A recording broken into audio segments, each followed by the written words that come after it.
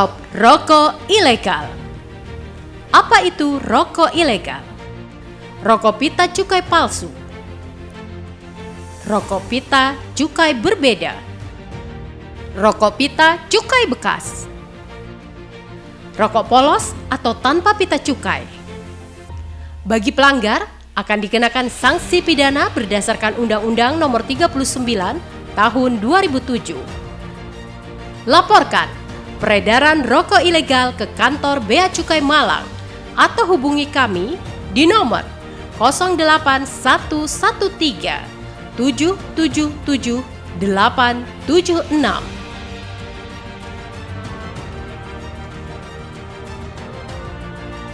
Assalamualaikum warahmatullahi wabarakatuh. Salam sejahtera untuk kita semua. Om Swastiastu, Namo Buddhaya, salam kebajikan, rahayu. Saya Bupati Malang mengajak seluruh masyarakat Kabupaten Malang, ayo bersama-sama kita berantas peredaran rokok ilegal, pita cukai palsu, pita cukai bekas, dan rokok tanpa pita cukai. Karena dengan ikut serta memberantas peredaran rokok ilegal berarti Anda turut berpartisipasi dalam program pemerintah untuk membangun Kabupaten Malang melalui manfaat dana bagi hasil cukai tembakau atau DPHCAT. Gempur rokok ilegal. Terima kasih. Wallahul muwaffiq ila aqwamit thoriq. Assalamualaikum warahmatullahi wabarakatuh. Iklan layanan masyarakat ini dipersembahkan oleh Dinas Komunikasi dan Informatika Kabupaten Malang. Assalamualaikum warahmatullahi wabarakatuh. Selamat pagi, salam jumpa pemirsa Batu TV dimanapun Anda berada. Berjumpa kembali bersama dengan saya Anti Arjanti, tentunya dalam edisi sangat spesial dan luar biasa pada pagi hari ini pemirsa ya. Pemirsa, pagi hari ini pemandangan yang sangat luar biasa dan tentunya sangat wow sekali pemirsa ya. Saya bersama dengan ini yang terhormat pemirsa di sebelah kanan saya pemirsa. Bersama dengan Wakil Bupati Malang DRA Haja Latifah Sohib. Assalamualaikum Ibu. Kabar sehat hari ini nggih? Saya menyapanya Bu Nyai boleh nggih? Monggo. Baik pemirsa, dan tidak lupa di sebelahnya juga ada lagi ini bersama dengan Kepala Bea Cukai Malang Bapak Gunawan Triwibowo SE. Assalamualaikum. Waalaikumsalam. Kabar sehat, luar biasa ya. Kemudian saya juga tidak lupa bersama dengan Kepala Subseksi Penuntutan Upaya Hukum Luar Biasa dan Eksekusi Bapak Fikri Fawaid SH. Assalamualaikum Pak. Waalaikumsalam warahmatullahi wabarakatuh. Masih semangat ya Pak ya? Semangat Mbak. Semangat luar biasa ya. Dan terakhir bersama dengan Wakil Ketua DPRD Kabupaten Malang ada Abah Golek. Assalamualaikum Abah. Waalaikumsalam warahmatullahi. Selamat pagi, luar biasa. Boleh tepuk tangannya yang berada di sini. Baik, pada pagi hari ini kita tentunya bersama dengan kru Batu TV dan tentunya Bapak Ibu sekalian kita akan membahas topik yang sangat luar biasa. Boleh sepatah dua patah mungkin terlebih dahulu dari Bu Nyai, monggo Ibu. Assalamualaikum warahmatullahi wabarakatuh. Waalaikumsalam warahmatullahi wabarakatuh. Alhamdulillah pagi hari ini ada talkshow dengan Batu TV terkait dengan rokok ilegal ya Mbak ya. Mudah-mudahan ini bermanfaat bagi masyarakat Kabupaten Malang dan kalau ini program ini bisa terlaksana akan meningkatkan kesejahteraan masyarakat Malang karena pasti akan berdampak pada pendapatan asli daerah Kabupaten Malang. Terima kasih Mbak. Baik, luar biasa ya. Baik, saya tidak perlu lama-lama ya Bu Nyai ya. Saya ingin langsung bertanya saja pada Bu Nyai, boleh Bu ya? Baik Bu Nyai, tentunya kita tahu nih Bu Nyai bahwa pada saat ini masih terdapat rokok tanpa cukai atau ilegal di wilayah Kabupaten Malang, betul nggih Bu nggih? Nah, apa sih Bu dampaknya jika dilihat dari kacamata Pemkab Malang sendiri? Monggo Bu. Terima kasih. Dalam rokok ilegal menghambat program pemerintah daerah dalam peningkatan kesejahteraan dan kesehatan masyarakat yang dibiayai dari dana yang bersumber dari DPHCAT. Tentunya seperti tema kita pada pagi hari ini pemirsa, tidak lupa gempur rokok ilegal dan optimalisasi DPHCAT untuk pembangunan Kabupaten Malang pemirsa. bahwa memang ini juga pada akhirnya akan berdampak kepada penghasilan asli daerah ya Bu tentunya ya Bu Hajah ya. Betul. Oke, nah bagaimana sih Bu Nyai ini strateginya untuk Pemkab Malang sendiri untuk memberantas atau setidaknya mengurangi peredaran rokok ilegal ini yang seperti apa ini Bu Nyai? Monggo. Strategi pemerintah tentunya harus sesuai dengan ketentuan Undang-Undang Nomor 39 Tahun 2007 meliputi rokok dilekati pita cukai atau rokok polos, rokok dilekati pita cukai palsu, rokok dilekati dengan pita cukai bekas, rokok dilekati pita cukai yang bukan peruntukannya atau personalisasi, bisa pita cukai untuk rokok kretek namun diletakkan pada kemasan rokok filter atau sebaliknya. Guna mengurangi peredaran rokok ilegal, dilakukan operasi bersama pemberantasan yang dilakukan oleh aparat penegak hukum dan POM diinisiasi oleh pemerintah daerah. Sedangkan untuk barang hasil penindakan diserahkan kepada kantor bea cukai untuk ditindaklanjuti. Baik, boleh tepuk tangannya dong pada pagi hari ini yang luar biasa. Baik, saya ingin bertanya kepada Pak Gunawan Triwibowo ya Pak ya. Senyum-senyum dari tadi sepertinya sudah tidak sabar untuk menjawab pertanyaan dari host ya. Baik, Pak Gunawan, nah tentunya kita berbicara tentang pemanfaatan DPHC-HT ini Pak Gunawan ya. Apa ada sih Pak ini Pak, pedoman dari pemerintah pusat atau mungkin diserahkan secara otonomi kepada masing-masing daerah Pak, ada enggak? Silakan Pak Gunawan. Terima kasih Mbak Anti ya. Iya. Mbak Anti selaku MC yang saya hormati, Ibu Wakil Bupati, Bapak Wakil Ketua DPRD, teman-teman dari Kejaksaan. Terima kasih atas pertanyaannya. Ini yang perlu kami sampaikan bahwa landasan hukum terkait dana bagi hasil cukai hasil tembakau ini didasarkan kepada Undang-Undang Cukai ya, nomor 39 tahun 2007 ya. Dan perubahannya terakhir dengan Undang-Undang nomor 7 tahun 2021 tentang harmonisasi peraturan perpajakan. Di dalam Undang-Undang Cukai diatur mengenai pasal 66A ya, ini saya bacakan, bahwa penerimaan cukai dari cukai hasil tembakau yang dibuat di Indonesia ini nanti dibagikan kepada provinsi penghasil cukai. Ya, salah satunya adalah Provinsi Jawa Timur, ya, nanti juga dibagikan ke pemerintah daerah. Ini besarannya ini sebelumnya adalah 2% ya, 2% dari penerimaan cukai. Ini sesuai dengan Undang-Undang Hubungan Keuangan Pusat dan Daerah, Undang-Undang nomor 1 tahun 2022 ini menjadi 3%. Dikembalikan ke pemerintah provinsi, kabupaten, kota. Ini nanti digunakan untuk peningkatan kualitas bahan baku, pembinaan industri, pembinaan lingkungan sosial, dan yang terakhir adalah sosialisasi ketentuan di bidang cukai serta pemberantasan barang kena cukai ilegal. Ini seperti yang disampaikan oleh Ibu Wakil Bupati ya, bagaimana peran kita melakukan berkoordinasi pemberantasan rokok ilegal. Nah, alokasi dana bagi hasil cukai hasil tembakau ini nanti ditetapkan berdasarkan realisasi penerimaan cukai hasil tembakau pada tahun berjalan. Nah, ini kalau kita lihat di postur APBN kita ya, penerimaan perpajakan itu ada dua hal, penerimaan dari sektor pajak, yang kedua ada penerimaan dari sektor kepabean dan cukai. Nah, secara nasional pajak di 2025 ini 3.000 triliun ya, 3.000 triliun dengan komposisi pajak itu sekitar 2.500 triliun, sisanya itu dari pabean cukai sekitar 300 triliun. Untuk cukai itu sekitar 230 triliun. Nah, yang paling besar adalah penerimaan dari Jawa Timur. Ini Jawa Timur ini memang sektor penerimaannya dari penopangnya adalah industri hasil tembakau. Ya, kita sering di kabupaten ini pabrik hasil tembakunya cukup banyak ini, Mbak Anti. Sekitar hampir 100 pabrik. Nah, ini sebagai penghasil cukai. Nah, 140 triliun di Jawa Timur. Untuk Malang sendiri, untuk di wilayah kami, Bea Cukai Malang ditargetkan tahun 2025 ini hampir 31,67 triliun. 31,67 triliun, ini naik tahun 2024 28 triliun, dinaikkan 3 triliun. Ini 3 triliun untuk penerimaannya. Nah, nanti untuk DBCHT di 2025 untuk kabupaten ini besarannya 178 miliar. Jadi Jadi cukup besar. Ini memang nanti akan digunakan 50% untuk bidang kesejahteraan.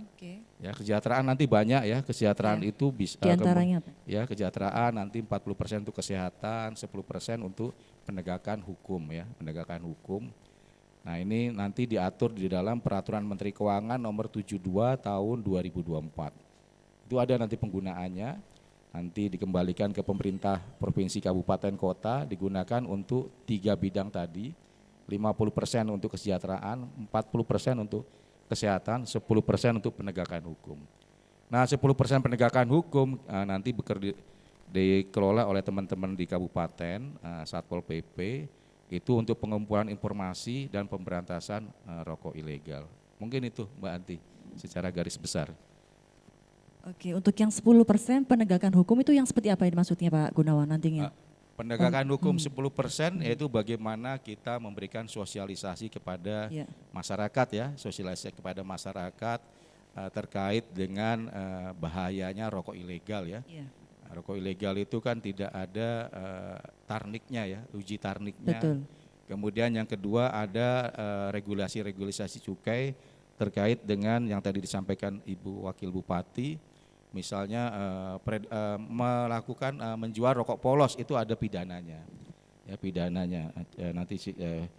Nanti kita akan jelaskan secara detail kira-kira apa pasal-pasal pelanggaran yang pidananya gitu. Baik, berarti untuk rokok polos ataupun rokok yang menggunakan pita cukai palsu juga nanti pidananya juga tersendiri begitu ya Pak Gunawan maksudnya ya? Misalnya begini, di dalam bagaimana? Undang-Undang Cukai ya, misalnya di pasal 55 huruf B Undang-Undang Nomor 39 Tahun 2007 bahwa setiap orang yang membeli, menyimpan, mempergunakan, menjual, menawarkan, menyerahkan, menyediakan untuk dijual atau mengimpor pita cukai atau tanda pelunasan cukai yang dipalsu, dipakai pita cukai palsu ya. Ini nanti ada pidana penjara paling singkat 1 tahun dan paling lama 8 tahun. Serta ada administrasi fiskalnya, dendanya paling sedikit 10 kali nilai cukai atau paling banyak 20 kali nilai cukai. Kemudian kalau yang tadi mengedarkan rokok polos tanpa pita, karena kan kita tahu bahwa struktur tarif dari rokok itu hampir 60-70% itu ditarik oleh negara, yaitu untuk bayar cukai, untuk pajak rokok 10%, dan untuk PPN hasil tembakau itu besarannya 9,9%. Tarifnya hampir 60-70% itu untuk negara. Nah kalau mereka tanpa pita otomatis kan tidak bayar penerimaan, nah, nanti akan berakibat kepada dana bagi hasil cukai hasil tembakaunya. Misalnya kalau rokok polos ini pelanggarannya pasal 54 Undang-Undang Nomor 39 2007. Setiap orang yang menawarkan, menyerahkan, menjual atau menyediakan untuk dijual barang kena cukai ya tanpa pita ini nanti pidana penjara 1 tahun, paling singkat dan paling lama 5 tahun. Ya, termasuk ada denda fiskalnya ya 2 kali nilai cukai sampai paling banyak 10 kali nilai cukai. Biasanya nanti setelah kami lakukan proses kita serahkan ke teman-teman kejaksaan untuk dilakukan di kejaksaan untuk ditindaklanjuti untuk di pengadilan gitu ya. Nah, ada beberapa kemarin yang sudah kita naikkan penyidikannya kemudian dimasukkan ingkrahnya sudah ya. Sudah ingkrah, kemudian ini sebagai efek jera ya, deterrent efek. Mungkin itu Mbak Anti.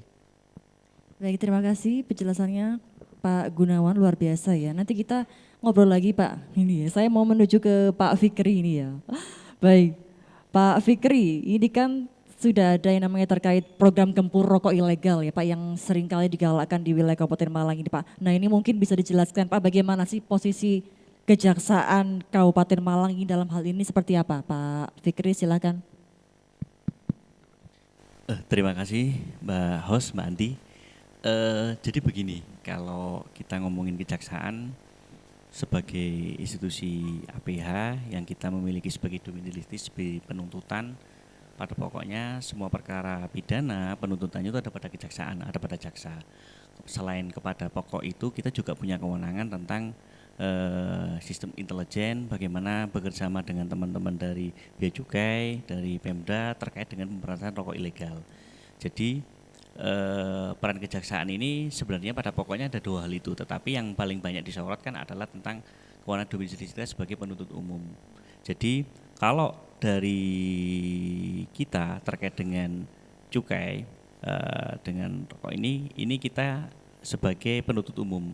Jadi teman-teman dari cukai sebagai penyidiknya, kemudian mereka menangani perkara proses penyidik dari lidik, kemudian baru tahap 1 diserahkan kepada kita, kemudian ketika kita usah kasih petunjuk, perkaranya sudah siap, terus baru kita limpahkan perkara untuk kita sidangkan.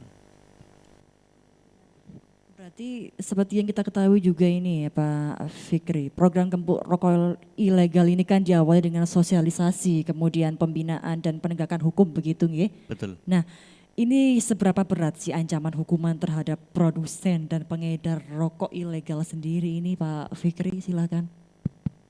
Kalau kita lihat di undang-undangnya, kita sama-sama, artinya kan kalau kita lihat mulai dari misalnya pasal 50 kegiatan tanpa izin di bidang cukai, itu ancaman hukumannya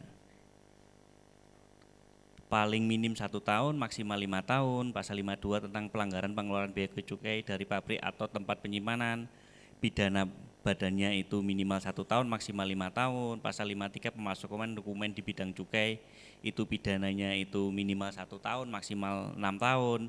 Kalau tanpa pita cukai pasal 54 itu yang sudah dijelaskan Bapak tadi, minimal 1 tahun, maksimal 5 tahun. Pasal 55 itu pidananya adalah minimal 1 tahun, maksimal 8 tahun. Jadi sebenarnya kalau kita itu kan gini, mungkin masyarakat yang sering lupa gini, pemidanaan itu adalah ultimum remedium. Jadi gini, apa itu maksudnya? Jadi itu di pidana itu ada asas ultimum remedium, artinya itu ada upaya terakhir. Nah, kalau sependek pemahaman saya, jadi begini logikanya begini, ketika masyarakat, ketika pemidanaan itu ketika sudah tidak ada upaya lain. Sebenarnya kan ada upaya lain, ada restorasi justice yang diatur di peraturan Kementerian Keuangan. Ketika seseorang itu ditangkap, misalnya let's say si A lah ditangkap, terus kemudian dia mampu membayar 4 kali, misalnya let's say kerugian negaranya 500 juta, dia bayar 4 kali, dia itu bisa diproses, bentuknya itu RJ, restorasi justice, itu ada peraturannya Kementerian Keuangannya. Jadi kalau orang yang sudah dilimpahkan ke kita, ke pengadilan itu sudah melalui upaya-upaya itu, kalau mereka tidak ada etikat baik untuk membayar denda lah, istilahnya itu. Berarti ini maksudnya RC, maksudnya dia bebas dari seperti kurungan penjara begitu atau bagaimana ini Pak Fikri maksudnya? Betul, itu saya lihat dari peraturan itu nilai filosofinya apa? Untuk penerimaan negara. Penerimaan negara. Jadi kan kalau kita sampaikan oleh Bapak tadi itu kan struktur negara kita itu kan, negara ini kan dibiayai oleh pajak dan cukai ya. Betul. Jadi kan filosofinya kan adalah ketika ada orang yang mau membayar dengan baik, jadi kan itu yang lebih diutamakan. Tetapi kan di satu sisi ketika tidak ada kan apa harus alternatifnya. Jadi kan pemidanaan itu upaya terakhir, tapi ketika ada masyarakat atau seseorang oknum itu yang mau membayar denda, itu ada landasan hukumnya untuk dia membayar denda itu. Mungkin ada kriteria sendiri mungkin dari para tersangka itu mungkin yang akhirnya bebas dari tahanan karena sudah membayar denda, mungkin ada kriteria yang lain begitu Pak Fikri dari Kejari gitu, seperti apa sih? Kalau di pedoman kita yang sependek pengetahuan dari peraturan Menteri Keuangan itu tidak ada, kecuali dari tadi kalau dia harus membayar denda. Oke. Karena utamanya kan kalau teman-teman cukai itu kan kayak barusan Bapak ditarget untuk penerimaan cukai, jadi kan filosofinya menurut saya itu bagaimana kita itu bisa mendapatkan penerimaan yang besar untuk membiayai pemerintahan ini. Jadi itu diutamakan. Kalau selain kriteria itu enggak ada sih. Ya, yang penting dia ada etiket mau membayar denda itu. Seperti itu berarti nggih Pak Gunawan nggih, emang nggih. Apa kaitannya mungkin? Mungkin untuk saya tambahkan sesuai dengan peraturan terakhir ya di Undang-Undang Nomor 7 Tahun 2021 terkait harmonisasi peraturan perpajakan. Itu perubahan di Undang-Undang 39 ya mengenai yang tadi disebutkan pasal 50 ya mengenai, kemudian 52, 54 mengedarkan rokok polos. Nah, itu ada alternatif penyelesaian gitu dari administrasi fiskal. Seperti halnya di ketentuan peraturan perpajakan itu kan juga bezeling ya. Jadi mereka diberikan pilihan untuk menyelesaikan pelunasan cukainya. Kalau misalnya pada saat dia memang mau membayar penerimaan negara itu di tempat kami sebelum ke kejaksaan itu 3 kali nilai cukainya. Kalau sudah masuk 3 P21, kali lipat nilai cukai ya, begitu yang- maksudnya, ya. Pak. Kalau di kejaksaan itu 4 kali ya, itu ada di Undang-Undang Harmonisasi Peraturan Perpajakan. Nah itu juga nanti ada batasannya ya, misalnya sudah beberapa kali, tapi kan kita masih punya, kalau memang dia melakukan perbuatan berulang-ulang ya terpaksa kita naikkan ke penyidikan untuk hukuman kurungan atau penjara gitu. Gitu jadi. Baik, terima kasih Pak Gunawan dan juga Pak Fikri. Saya rindu dengan Bu Nyai, saya ingin bertanya lagi ke Bu Nyai. Baik, Bu Nyai, kita mau berbicara tentang kesadaran masyarakat ini nggih, Bu Nyai nggih. Nah, selain upaya penegakan hukum ini Bu Nyai, adakah upaya untuk membangun kesadaran masyarakat bahwa rokok ilegal itu sangat merugikan ini Bu misalnya? Apa sih Bu kebijakan yang diterapkan agar hal ini tercapai, seperti apa Bu Nyai? Silahkan. Untuk membangun kesadaran masyarakat bahwa rokok ilegal sangat merugikan negara, kegiatan yang dilaksanakan oleh Satpol PP meliputi 1, sosialisasi kepada masyarakat.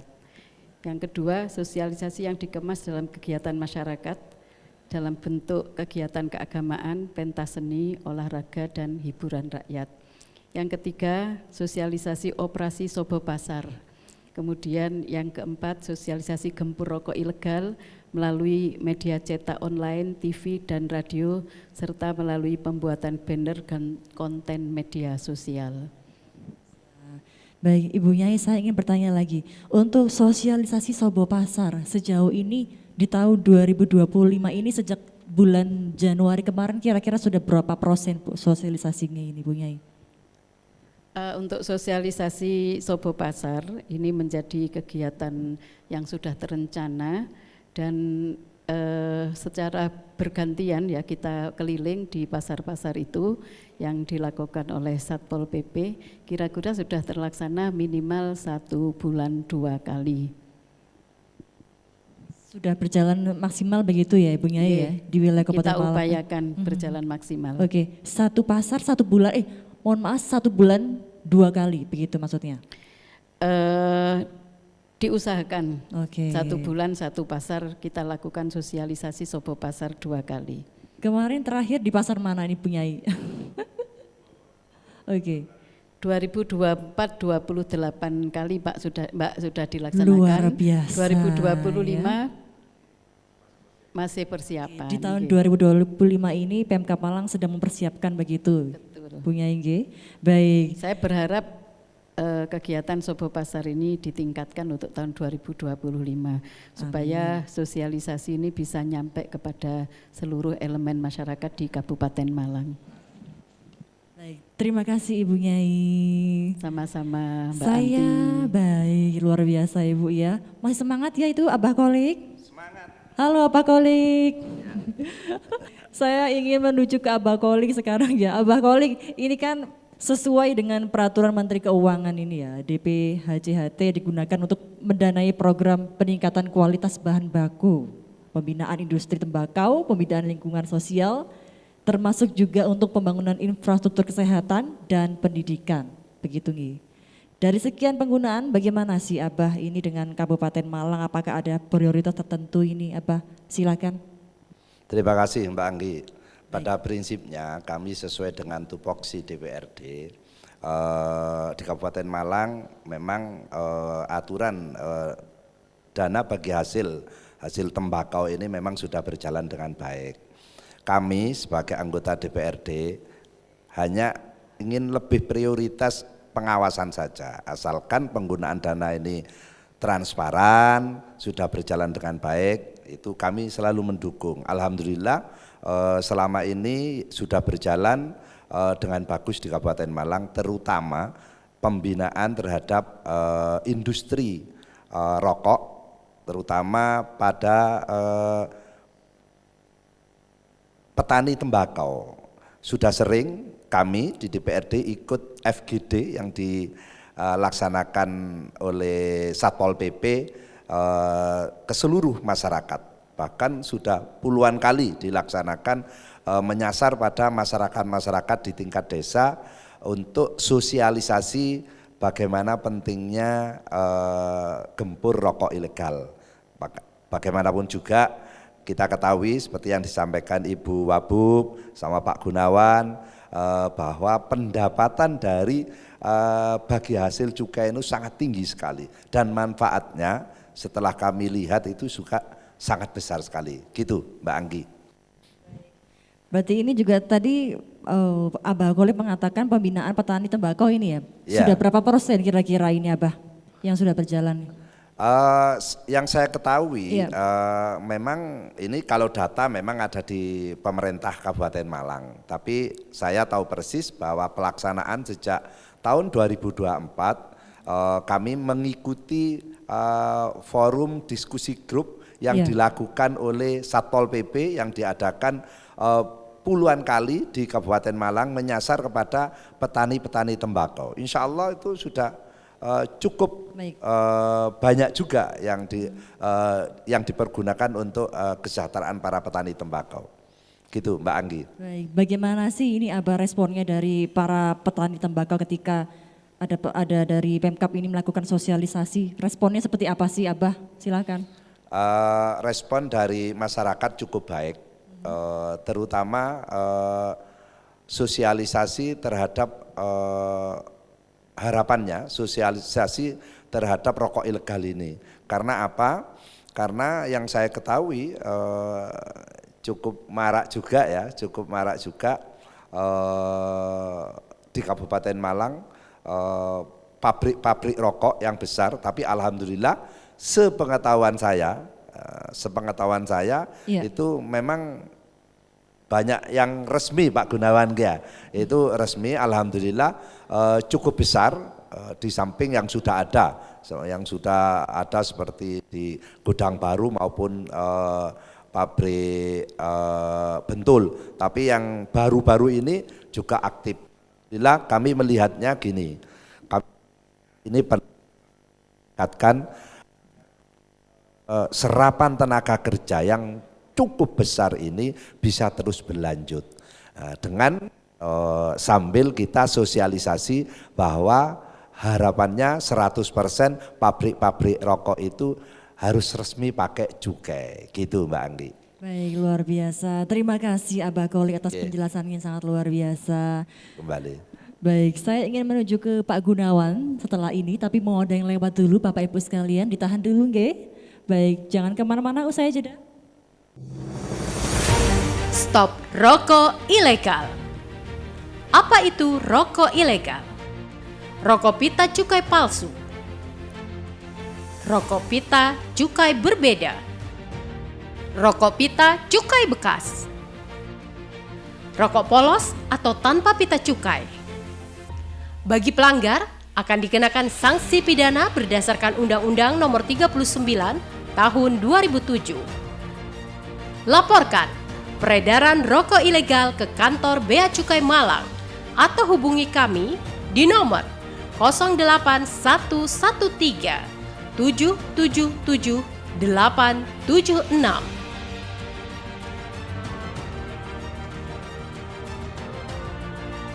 Assalamualaikum warahmatullahi wabarakatuh. Salam sejahtera untuk kita semua. Om Swastiastu, Namo Buddhaya, salam kebajikan, rahayu. Saya Bupati Malang mengajak seluruh masyarakat Kabupaten Malang, ayo bersama-sama kita berantas peredaran rokok ilegal, pita cukai palsu, pita cukai bekas, dan rokok tanpa pita cukai. Karena dengan ikut serta memberantas peredaran rokok ilegal berarti Anda turut berpartisipasi dalam program pemerintah untuk membangun Kabupaten Malang melalui manfaat dana bagi hasil cukai tembakau atau DPHCHT. Gempur rokok ilegal. Terima kasih. Wallahul muwaffiq ila aqwamit thoriq. Assalamualaikum warahmatullahi wabarakatuh. Iklan layanan masyarakat ini dipersembahkan oleh Dinas Komunikasi dan Informatika Kabupaten Malang. Baik pemirsa, terima kasih Anda masih bersama kami pemirsa. Gempur rokok ilegal, gempur, gempur, gempur, luar biasa. Sekali lagi gempur rokok ilegal, gempur, gempur, gempur, luar biasa. Tepuk tangannya boleh yang ada di sini dong. Baik, seperti yang telah saya janjikan tadi, saya ingin menuju ke Pak Gunawan sekarang ya. Baik, Pak Gunawan, ketika dilihat dari data Bea Cukai ini ya Pak Gunawan ya, di tahun 2024, begitu, peredaran rokok ilegal ini mengalami penurunan dibandingkan tahun-tahun sebelumnya. Nah ini termasuk di Kabupaten Malang. Sebesar apa sih Pak potensi kerugian negara dengan maraknya peredaran rokok ilegal? Silakan Pak Gunawan. Terima kasih Mbak Anti. Memang kalau kita tahu bahwa target penerimaan terutama untuk anggaran belanja dan negara ini APBN setiap tahun juga meningkat. Salah satu untuk mencapai penerimaan tersebut setiap tahun juga tarif cukainya akan mengalami peningkatan gitu ya. Kalau kita lihat dari tahun 2020, 21, 22, 23 itu tarif cukai itu meningkat di kisaran 10%. Dengan peningkatan tarif cukai otomatis kan ini juga sebenarnya penerimaannya juga targetnya juga meningkat dan konsekuensinya juga pasti peredaran rokok ilegalnya juga meningkat. Sebenarnya ini bagaimana peran kita dengan DBCHT ini ya, penggunaan DBCHT, bagaimana peran kita untuk memberikan awareness kepada masyarakat gitu, jangan sampai untuk mengkonsumsi rokok ilegal. Kalau kita lihat di salah satu DBCHT, ini kan kabupaten ini 158 miliar setahun 2025. Yeah. Ini kan penggunaannya untuk kesejahteraan masyarakat 50%. Ini juga bisa dipergunakan untuk melatih tenaga kerja linting lah ya. Untuk melatih, itu sudah ada melatih tenaga kerja linting. Sehingga dengan adanya peran pemerintah terkait dengan perizinan, kemudian perusahaan tersebut masuk kelas seperti yang disampaikan oleh Pak Abah Kholik, tadi kan banyak NPBKC di kita tumbuh nih, yang untuk di kabupaten tumbuh, sehingga industrinya tumbuh nih. Industri tumbuh itu sehingga tenaga kerjanya juga akan meningkat gitu kan. Kalau tenaga kerja meningkat, mereka biasanya dibayarkan 1.000 linting itu sekitar 35.000 sampai 40.000 rupiah. Kalau sehari dia kerja 8 jam, dia bisa menghasilkan 3.000 batang, itu bisa 120.000 itu di atas UMR itu kan. Nah kita harap itu peran DBCHT. Nah bagaimana dengan peredaran rokok ilegal, di satu sisi itu bagaimana meningkatkan peran masyarakat, investasi untuk bikin pabrik, di satu sisi tetap berjalan mengenai pemberantasan rokok ilegalnya. Dua aspek memang di DBCHT itu disusun di dua aspek tadi. Kalau kita lihat bahwa pertumbuhan ekonomi itu didasarkan tidak hanya dari konsumsi termasuk investasi ya. Investasi itu juga bagaimana dengan PDRB di daerah juga akan meningkat gitu kan. Kalau orang kerja dapat penghasilan, mereka bisa konsumsi dan nanti tingkat kriminalitasnya juga akan menurun gitu kan. Orang perutnya terjaga gitu ya. Itu sebenarnya. Tidak hanya aspek gempur rokok ilegal, aspek bagaimana kita supaya yang tadinya bikin pabrik ilegal itu bikin pabrik legal, kemudian BKC-nya dilekati pita cukai.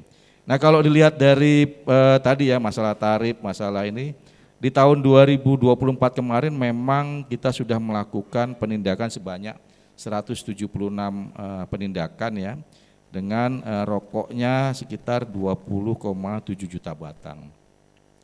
Jadi kalau kita lihat nilai barangnya itu hampir 29,4 miliar rupiah ya potensi kerugiannya. Jadi itu yang menjadi tantangan kita bersama gitu ya. Jadi supaya yang penting di aspek investasi dijaga, gempur rokok ilegal dijaga, termasuk kita preemptif juga yang tadi disampaikan oleh Ibu Wakil Bupati, bagaimana peran kita melakukan sosialisasi ketentuan peraturan, termasuk kegiatan sobo pasar, sosialisasi melalui media elektronik seperti ini, kemudian melalui media cetak dan lain-lain. Mungkin itu Mbak Anti. Baik. Pak Gunawan, tadi Pak Gunawan mengatakan ini di tahun 2024 2,7 juta batang begitu nggih? 20,7 juta batang. 20,7 juta batang. Ini untuk yang rokok yang tanpa pita cukai atau yang seperti apa? Apa yang polos atau bagaimana? Rokok polos. Rokok polos begitu. Kalau di ini Malangan rokok putihan Mbak ya. Oke, yang rokok putih seperti itu. Rokok polos. Oke, baik. Saya ingin bertanya lagi Pak Gunawan, ini bisa dijelaskan Pak, ini tahapannya Pak, seperti apa untuk stakeholder program Gempur Rokok Ilegal ini dalam upaya pemberantasan, mungkin terkait sosialisasi, pembinaan dan penindakan, seperti apa Pak Gunawan? Silakan. Tahapannya ini bekerja sama dengan teman-teman di Satpol PP. Jadi pertama dimulai dari pengumpulan informasi. Jadi pengumpulan tadi disampaikan oleh teman Kejari juga mungkin bisa dari masyarakat, dari Satpol PP, itu informasi itu kita memiliki namanya sistem Sirolek, itu menggunakan aplikasi, sistem informasi rokok ilegal. Nanti kita berikan ke masing-masing pemerintah kabupaten kota, mereka akan input di titik-titik mana kira-kira ada peredaran rokok ilegal. Nah, itu yang dijadikan target operasi bersama nanti. Setelah kita tahu titik-titiknya, kemudian juga kita membentuk namanya Satgas tim operasi bersama ya, bersama dengan teman-teman Satpol, kemudian dengan teman-teman APH lain, kemudian baru berdasarkan informasi tadi, baru kita turun ke lapangan untuk melakukan penindakan.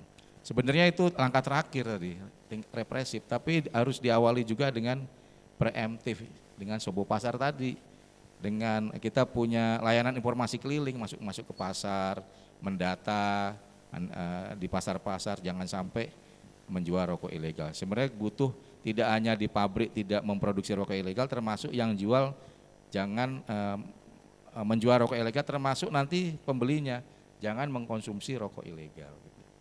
Termasuk konsumennya juga gitu. Baik Pak Gunawan, ketika proses sosialisasi juga dikenalkan aplikasi Sioleng itu juga? Kalau atau bagaimana? pengumpulan informasi itu aplikasi Sirolek. Oke. Dia nanti ada geoteksnya di mana, ada fotonya di mana. Gitu.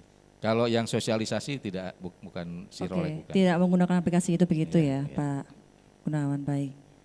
Terima kasih Pak Gunawan. Saya ingin menuju ke Pak Fikri. Baik, Pak Fikri. Sejauh ini kasus rokok ilegal yang sudah sampai dibawa ke pengadilan ini Pak. Nah ini semakin bertambah atau berkurang Pak di Kabupaten Malang ini? Apakah yang dituntut sampai produsennya dan atau hanya penjual dan pedagang aja? Ini Pak, silakan Pak Fikri. Iya, kalau secara data itu kan kalau di BC itu kan ada dua Pak ya, ada kabupaten apa sama Kanwil Pak ya, Kanwil. Jadi itu minimal itu setahun dua perkara yang kita sidangkan. Cuman memang adalah kalau terkait dengan apa namanya jumlah perkaranya kan itu kan dari teman-teman, karena kan ada mekanisme tentang kalau ada bayar tadi kan nggak perlu sampai naik perkara pidana. Jadi secara perkara itu hanya dua saja sih sebenarnya, rata-rata 2 per tahun. Berarti untuk yang di Kanwil dengan kabupaten itu 2 begitu maksudnya? Bukan, jadi di Kanwil itu 1, dari wilayahnya Pak Gunawan itu 1. Oke. Rata-rata begitu yang naik. Baik, kemudian apakah dituntut sampai produsennya Pak atau hanya penjual atau pedagang saja ini untuk yang? Jadi selama ini memang operandi apa yang dilakukan oleh teman-teman oknum kita sebutnya ya, itu memang tidak sampai bisa menyentuh ke sana. Jadi kan kita bicara tentang, lah ini ketika kita bicara tentang hukum pidana, kita bicara tentang alat bukti. Jadi tidak ada alat bukti yang sampai menyentuh kepada aktor-aktor pembuat itu. Jadi misalnya begini, ada kasus A, dia beli di pasar, kemudian dia ditangkap di kecamatan lain. Di kecamatan lain itu ketika dia diperiksa, si oknum itu tidak membuka dia belinya ke siapa. Nah, kita kan artinya kan ketika kita ingin menarik sesuatu sampai kepada produsen, tapi kalau kita tidak ada alat buktinya siapanya, kan kita harus ada penghubungnya, artinya kan yang menyaksikan itu. Tanpa itu kan kita kan tidak boleh artinya menzolimi orang. Jadi sepanjang ini tuh mereka tuh kayaknya rapi lah gampangnya. Itu sih kalau yang sepandek pengetahuan saya itu.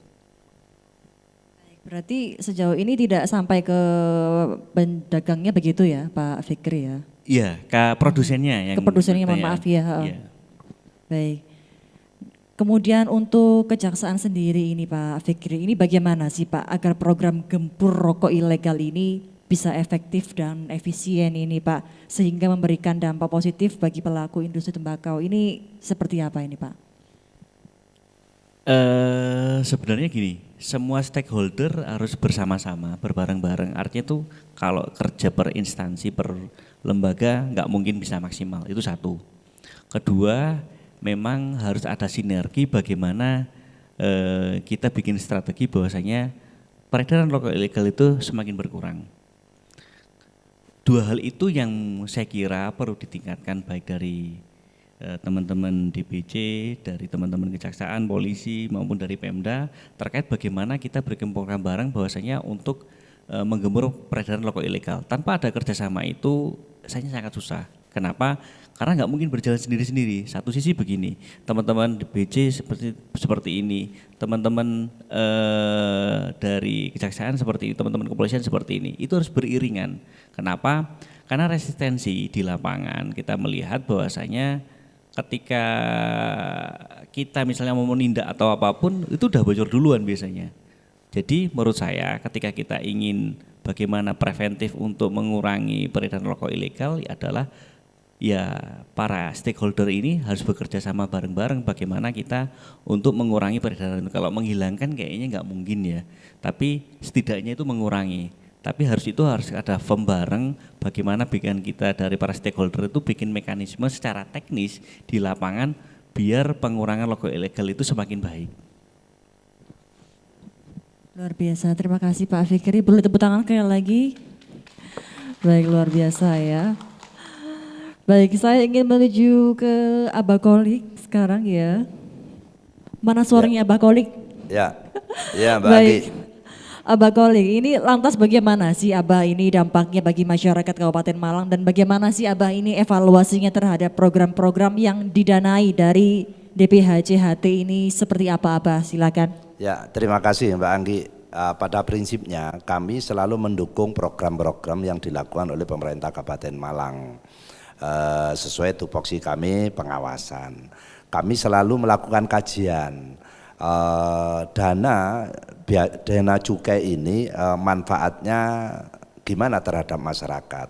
Kalau yang penting bagi kami itu dalam pelaksanaannya transparan dalam penggunaannya dan kemanfaatnya itu yang penting. Kami melakukan kajian apabila memang kurang signifikan maka perlu kita lakukan evaluasi kembali baik pemerintah daerah dengan DPRD terkait perencanaan penggunaan dana cukai hasil tembakau ini. Itu aja yang bisa biasanya kami laksanakan. Tapi alhamdulillah selama 2024 sosialisasi itu memang sangat masif sekali dari pemerintah Kabupaten Malang yang kami ketahui. Alhamdulillah sudah sangat bagus menurut kami. Terima kasih Mbak Anggi. Luar biasa, perlu tepuk tangannya untuk Abah Koli pada pagi hari, sangat luar biasa sekali. Dan lagi-lagi pemirsa saya rindu dengan Ibu Nyai. Baik, Ibu Nyai, ini untuk di tahun ini seberapa besar sih Ibu untuk anggaran DPHCHT yang diterima oleh Pemkab Malang ini sendiri Bu? Apakah ada kenaikan dari tahun-tahun sebelumnya? Silakan Bu Nyai. Ya, terima kasih Mbak Anti. Kalau lihat dari data tahun ini ada kenaikan sekitar 61%. Ini menurut saya artinya bahwa peredaran rokok ilegal semakin berkurang. Ini mungkin juga dampak dari sosialisasi yang masif yang sudah dilakukan oleh pemerintah daerah Kabupaten Malang. Tapi saya beberapa saat di bulan-bulan Ramadan ini sudah bersilaturahim kedua pengusaha pabrik rokok dan kami diskusi tentang peredaran rokok ilegal dan kami meminta kepada beliau-beliau Pak Haji Sulaiman yang terkenal dengan sayap emas, kemudian Pak Haji Zubaidi, beliau komitmen untuk membantu pemerintah ikut mensosialisasikan kepada komunitasnya untuk mengurangi peredaran rokok ilegal. Saya kira di samping sosialisasi maka pendekatan silaturahim ini saya kira juga efektif untuk mengurangi peredaran rokok polos atau rokok ilegal di Kabupaten Malang, sehingga harapan kami kenaikan yang 61% itu bisa terrealisasi seperti yang disampaikan oleh Pak Gunawan tadi, bahwa anggaran awal di tahun ini sekitar 158 miliar 900 jutaan ya Pak nggih. Ini kalau 50% dikembalikan untuk meningkatkan kesejahteraan masyarakat, jadi sudah ada sekitar 75 miliar lebih yang bisa digunakan untuk peningkatan kesejahteraan masyarakat di Kabupaten Malang. Luar biasa, boleh tepuk tangannya sangat luar biasa pada pagi hari ini Bapak pemirsa yang ada di rumah. Baik, saya ingin menambah lebih semangat lagi, gempur rokok ilegal, gempur, gempur, gempur, luar biasa ya. Baik, saya ingin kembali lagi kepada Pak Gunawan. Baik, Pak Gunawan tadi mendengar yang disampaikan oleh Ibu Nyai, bagaimana menurut Pak Gunawan? Sepakat ya? Sepakat. Jadi gini Mbak, jadi memang kita butuh kolaborasi dan koordinasi dengan pemerintah Kabupaten Malang ya terkait dengan aspek tadi ya penerimaan ya, karena kami ini Bea Cukai Malang ini setiap tahun selalu meningkat gitu ya target-targetnya, jadi butuh koordinasi dan kolaborasi bagaimana ini menekan seperti yang sampaikan Mas Fikri, menekan peredaran rokok ilegal. Karena kalau penerimaan itu meningkat, otomatis DBCHT tadi yang diterima oleh pemerintah kabupaten kota ini bisa meningkat juga, Bu Nyai, ya, hampir 61%. Jadi kalau kita lihat memang program-program pemerintah ini kan di tahun 2025 ini kan cukup banyak, sampai terkena efisiensi ya, yang dibutuhkan juga untuk menutup beban-beban pemerintah, kita butuh penerimaan negara ya. Karena nanti di dalam postur APBN itu nanti ada transfer ke daerah ya, DBCHT itu, DBH itu dana bagi hasil cukai, termasuk dana bagi hasil cukai itu di Undang-Undang HKPD itu ada 3 Mbak, yaitu dari pajak penghasilan, yang kedua dari pajak bumi dan bangunan, ketiga ini dari cukai hasil tembakau. Jadi DBH nanti dikembalikan dalam bentuk TKD, transfer keuangan daerah, nah nanti bisa dimanfaatkan langsung oleh pemerintah Kabupaten Malang dengan mendasarkan pada tadi Peraturan Menteri Keuangan nomor 72 dan tahun 2024. Dengan tadi disampaikan untuk 50% kesejahteraan itu termasuk BLT, Bu ya, bantu langsung tunai, untuk tadi yang sampaikan Pak Abah Kolik itu untuk meningkatkan petani tembakau, termasuk petani cengkeh dan lain-lain. Termasuk 10% untuk penegakan hukum. Itu nilai manfaatnya cukup besar gitu. Nah kalau tadi nggak bayar cukai, nggak ada penerimaan negara yang masuk, DBCHT-nya nanti malah berkurang gitu ya. Gitu Mbak Anti. Ya, sepakat saya dengan ketika Ibu. Nanti DPH, ketika nanti berkurangnya nanti dampaknya seperti apa Pak? Jika nanti ada ya pengurangan dari DPHT-nya? Nah, kalau ada pengurangan berarti kan anggaran yang diperoleh oleh pemerintah untuk membiayai kesehatan, kesejahteraan juga berkurang juga, program-program yang sudah dilaksanakan. Karena kan di dalam RKP sebelum mengajukan ini ada RKP, rencana kerja penganggarannya gitu, RKP. Jadi dia nanti akan berkurang ini. Jadi nilai manfaat bagi masyarakat juga nggak ada gitu. Kalau DBCHT-nya meningkat, penerimaannya meningkat, nilai manfaat bagi masyarakat juga akan lebih optimal. Gitu.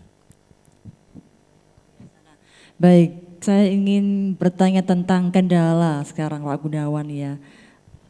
Baik, Pak Gunawan, kira-kira ini kendala apa saja sih Pak yang membuat rokok ilegal itu sulit diberantas ini Pak?